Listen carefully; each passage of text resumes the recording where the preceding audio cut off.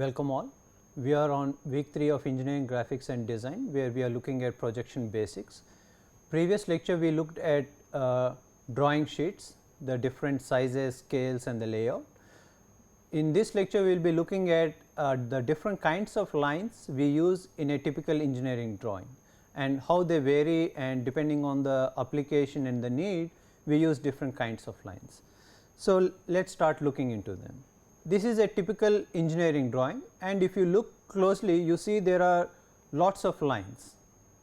So, one you can see the object. So, one which is very dark is the object, but in addition to the object there are several kinds of lines, and what we will do in this lecture is we will go into most of these lines and see when to use these lines and what are the notations or the principles we need to follow when using these lines. So, to start with, there are some very few basic kinds of lines.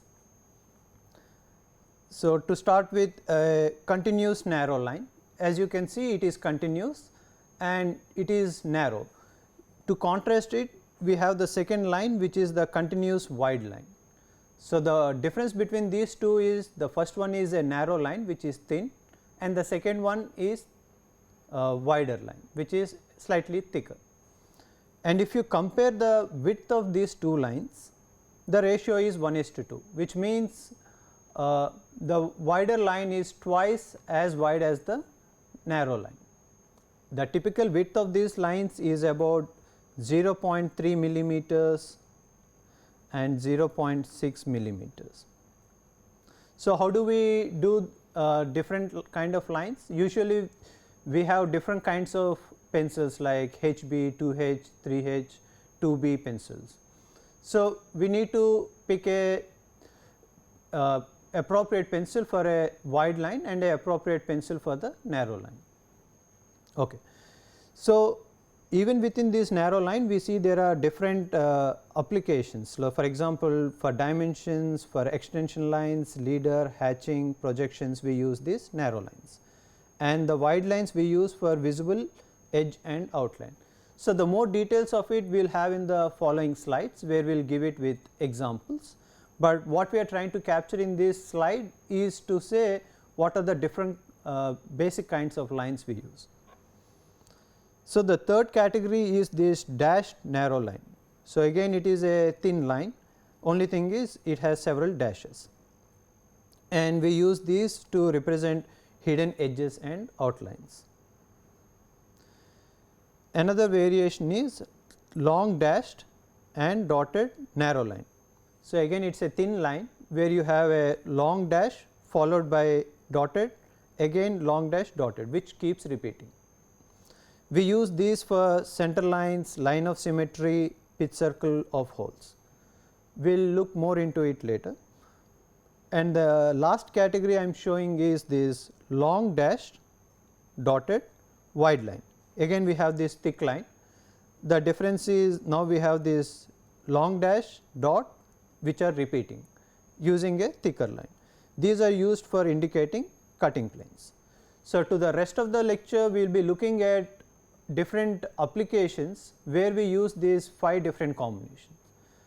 Before I move, I need to mention that there are many other different kinds of lines, a combination of dash, dot, small dash, long dash, thick, narrow line and a wide line. But this being an introductory course, I picked only the ones which are most commonly used. Of course, we can go back to the references or engineering standards to look into different kinds of lines, because the use of these lines change from application to application. So, for example, in the construction industry their choice of lines are different from a mechanical industry, where their choice of lines are slightly different. In this lecture I will be following the conventions used in the mechanical components, but one can easily refer to any of these engineering standard to see what kind of lines you need to use for a particular application like construction, electronic or any other specific applications. Okay. So, let us go into the applications. So, let us start with this continuous narrow line. Here is the line we have showed in the previous slide. Here is an pictorial or a 3D solid, and what we have here is the top view of this solid. So, in this solid we are using 3 different kinds of lines, which I will try to show. So, first is the dimension line, which is used to show at least in this case how far these 2 small holes are placed. So, the spacing between the 2 holes is showed using this dimension line, and to help with this dimensioning we use a different line called an extension line. So, what this extension line does, it extends beyond the dimension line. So, it starts from the center of the hole feature with a small gap and then goes to the drawing line and extends slightly beyond the drawing line. So, what is this extension line doing? It is helping us to come with these dimension lines. And the other line we are showing is the leader line. So, what does the leader does? It connects the feature with additional information. For example, here what is it doing? So, it is showing this feature, this circular hole, and what is the information it is giving? The information it is giving is this phi is a simple use to mention diameter. So, it says the diameter of this circular feature is 10. So, what we have is this leader line which is pointing out to the feature, and this horizontal line, though not mentioned here, this is the reference line.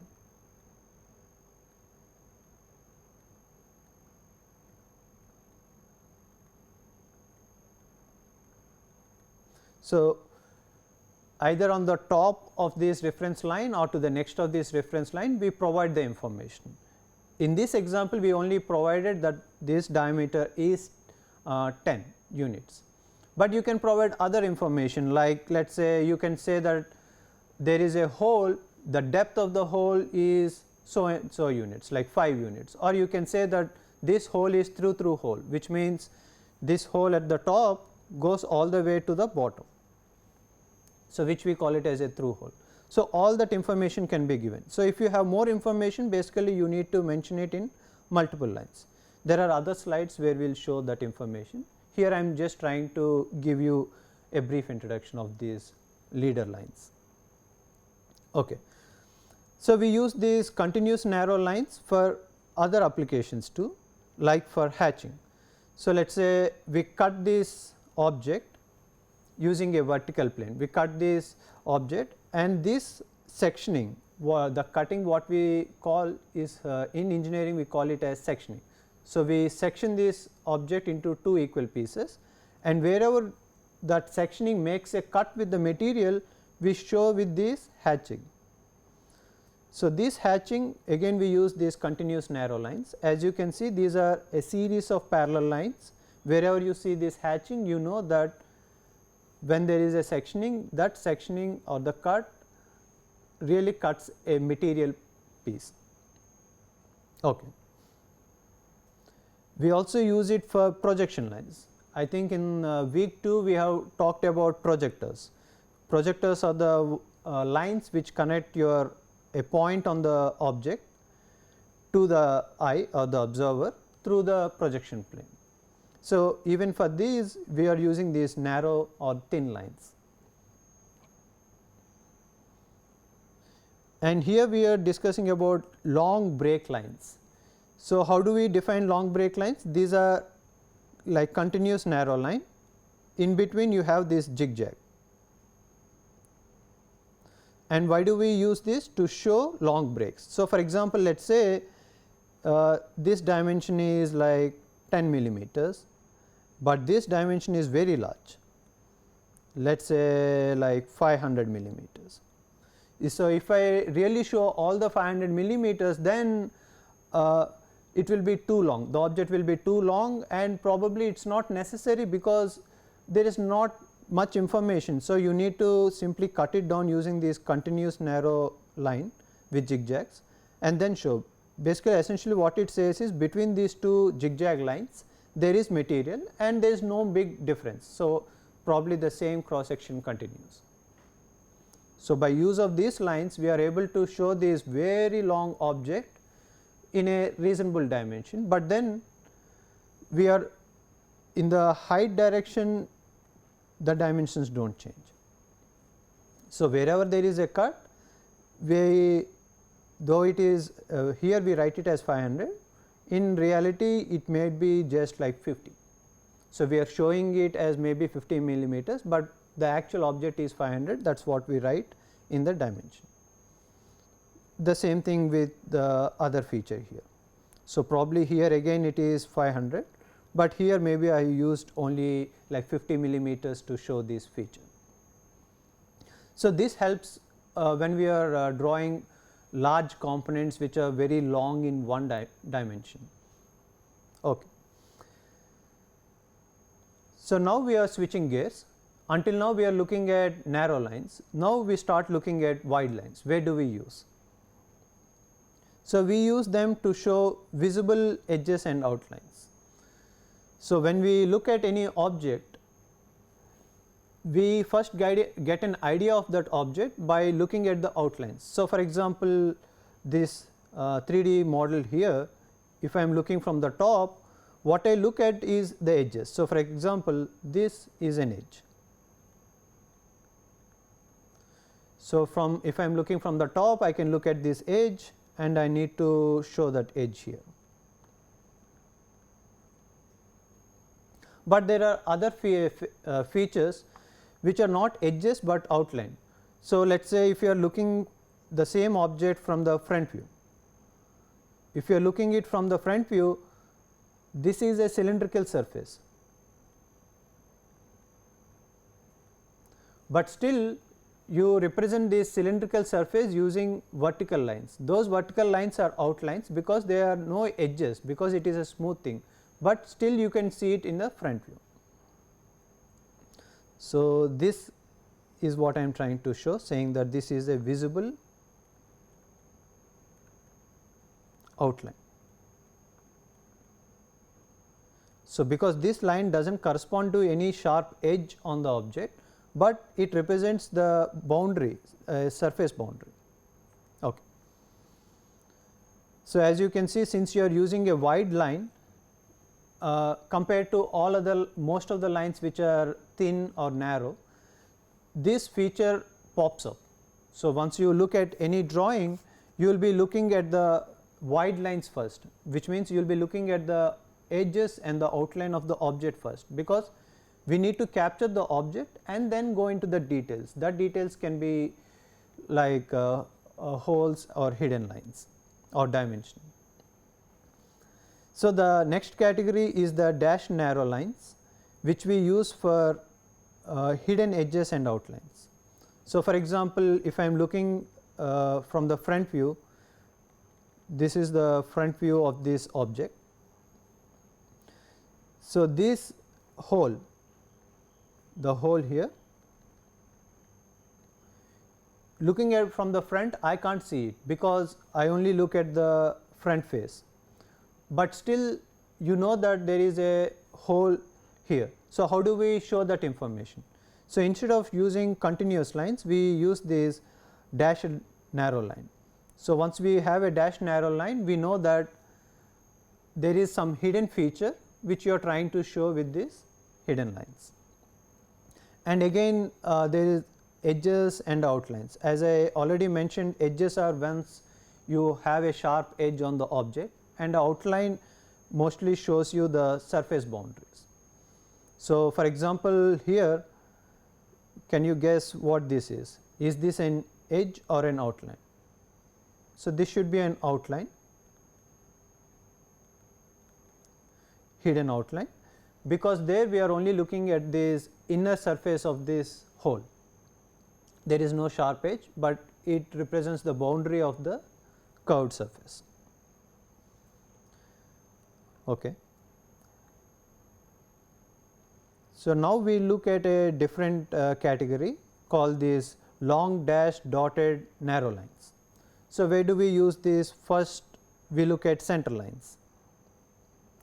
So, what are center lines? These are axes of cylinder or a conical or a spherical object, at least in this case what we have is a axis of this hollow hole.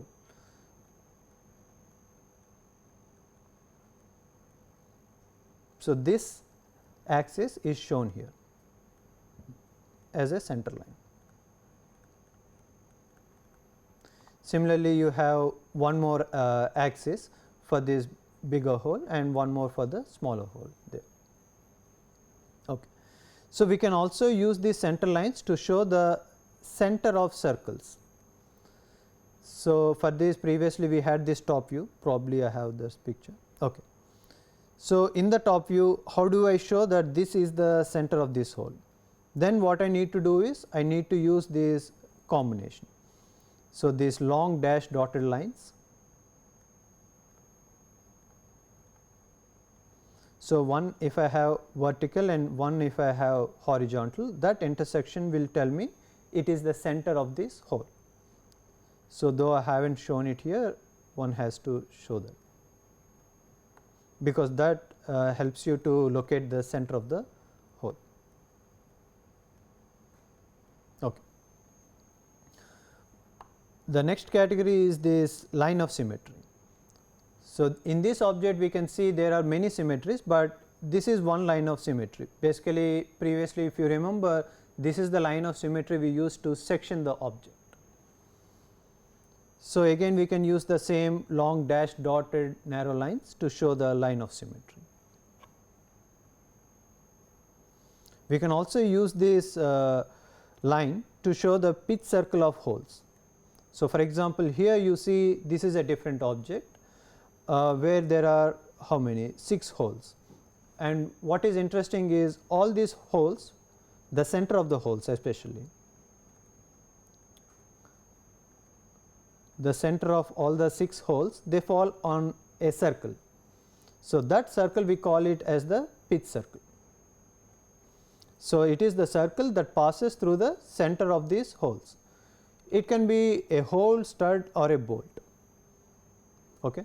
So, let us say for an engine block we use bolts, right. So, it can be center of those bolts. So, if you have a circle connecting those centers, which we call it as the pitch circle, again we can show it with this line.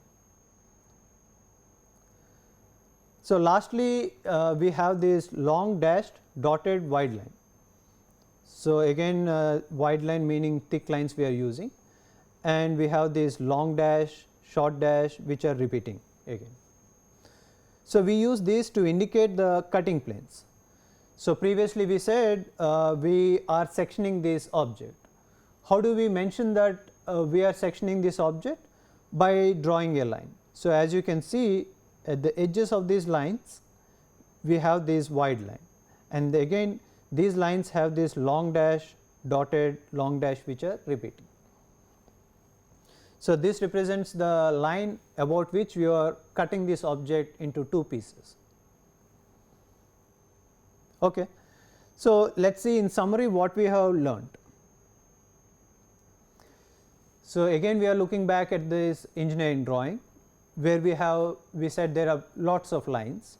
Now, after going through the commonly used lines, we can make some sense of what each of these lines are and how they are different from each other.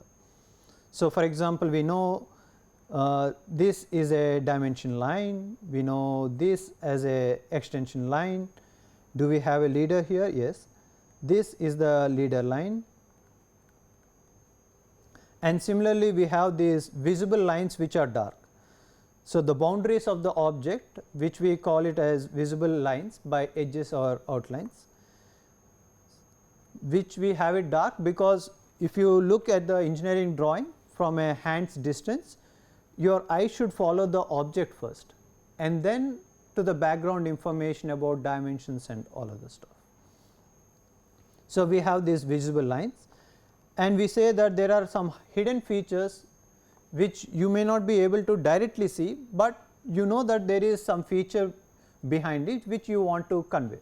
For that we use these dashed lines in narrow lines, dashed narrow lines. And finally, we said we also need to show the center of the line. So, for example, here is a center line showing the axis of this hole. Similarly, there are plenty of other center lines we have. So, I think what we have learned in this lecture is, looking at an engineering drawing, we know we can identify what are the different lines used in it, and we also know the meaning of each of these lines. So, when we read these drawings, we exactly visualize this object as was perceived by the person who was initially drawing these drawings. So, with this we come to the end of this lecture. In the next lecture, we will be looking at dimensions.